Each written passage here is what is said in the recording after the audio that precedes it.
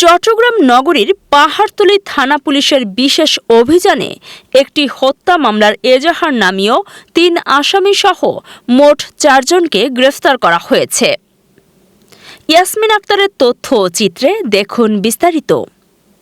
গ্রেফতাররা হলেন মোহাম্মদ সৈকত, মোহাম্মদ নাজমুল হুদা রিয়াজ, মোহাম্মদ মহসিন এবং তদন্তেপ্রাপ্ত সন্দেহভাজন মোহাম্মদ রেদওয়ান হোসেন বিজয়।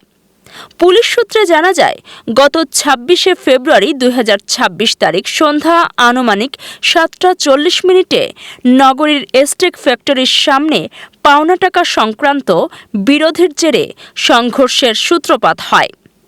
পুলিশ জানায়, গ্রেফতারকৃতদের প্রাথমিক জিজ্ঞাসাবাদে ঘটনার সঙ্গে সংশ্লিষ্টতার তথ্য পাওয়া গেছে। ধৃত ২ নম্বর আসামি মোহাম্মদ সৈকতের বিরুদ্ধে একাধিক মামলা রয়েছে বলেও নিশ্চিত করেছে পুলিশ।